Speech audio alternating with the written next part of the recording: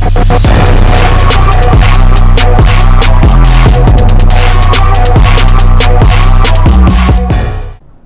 guys, how are you? Hope you're all doing well. I just wanted to walk you through one of the apps that I've built.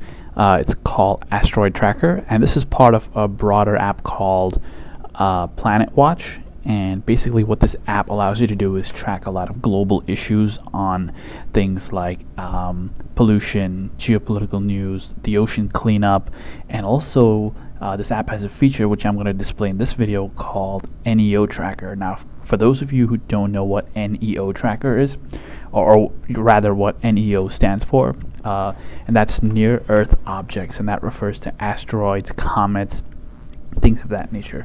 So in this particular feature of the app, that's what we're going to do, and what this app does is basically use the NASA's REST API, and it pulls in live earthquakes around the globe. Now, I built this app a couple of years ago. I just never got around to fine-tuning it and touching it up, but that's something that I'm definitely looking forward to doing down the road. But nevertheless, let's just get started.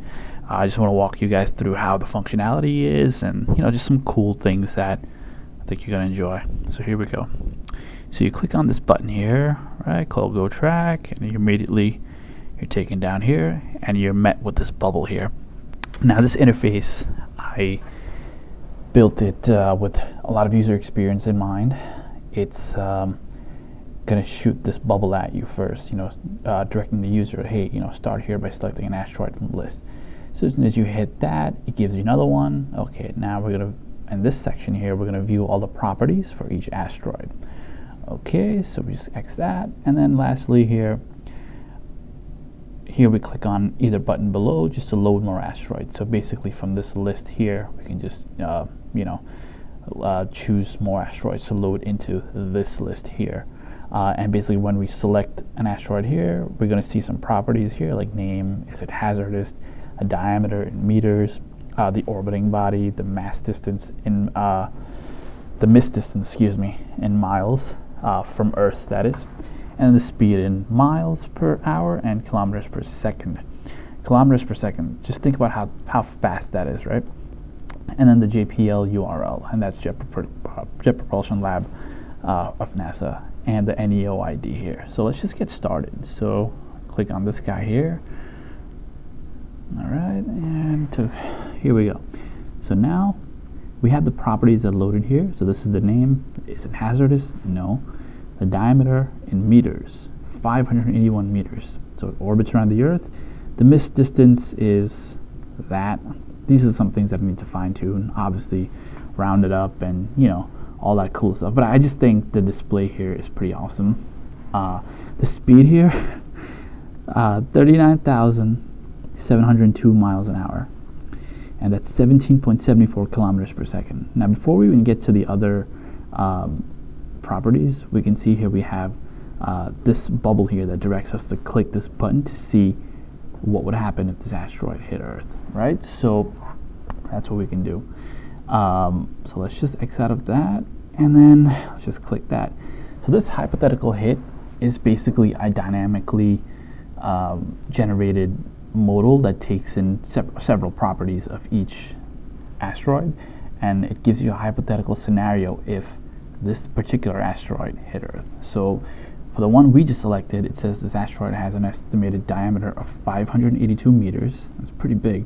And like we discussed, it's going at a speed of 39,703 miles an hour.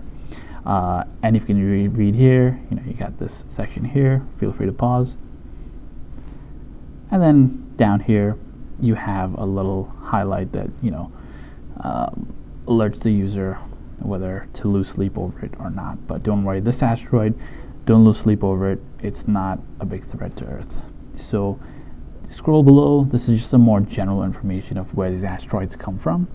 And this is all data that's pulled in from the REST API and other sources as well, which I've credited here. And down here, it gives you a more detailed composition of these asteroids. And you have C types, M types, S types. And if you guys haven't noticed already, I'm a big space nerd. So yeah, I love building these kinds of apps. So X out of this, and then let's select another one. So now we have the name 458723. Let's see what happens if this guy hits Earth. So this one is hazardous, and this asteroid does pose an active threat to Earth. So this asteroid here has a diameter of 351 meters, and it's going at a speed of 49,346 miles an hour. To me, that's mind-boggling. And you know, as we scroll down, this portion stays the same. This is just more for educational purposes. The dynamic portion is just here, as you can see, pretty basic. And if we scroll down here, we have a YouTube link of the live feed here. And here we have just some more information. We have the benefits of asteroid tracking, right? We have new marketplace. We have abundant resources like diamonds, water, technological innovation, things like that. And if you scroll down, you get some more information here and down here. And here we have an image gallery of everything that's lazy loaded. Okay, we got a broken image there, but we'll fix that. And these are images that are loaded in from the NASA API, as you can see here. And these are lazy loaded, but some of this stuff is, you know, it's old. I haven't touched this in years now, but I just wanted to share it with you guys, and I hope to really build on this at some point. Oh, I also didn't show, so say we went through all of these, right? And so we want to load some older asteroids. So let's go back to April, and now we can see the asteroids have been loaded, and we have some more here. And now we click on them, and it gives you some more information on those, and we can do a hypothetical hit. And yeah, this is a quick little video that I wanted to make to share with you guys, and just kind of show you some of the stuff that I build on the side. And I need to deploy this stuff to like Heroku, and you know, I can deploy it once it's all built out, but I thought it's just pretty cool, you know, to share with you guys. And yeah, I really hope you like it, and definitely make sure to like, subscribe, and share this video. Hopefully you can leave some suggestions down below as to improvements that I can use on this app, you know, different features I can build, add-ons, things like that. And yeah, definitely leave your thoughts below, and I'll catch you guys in the next video. Bye.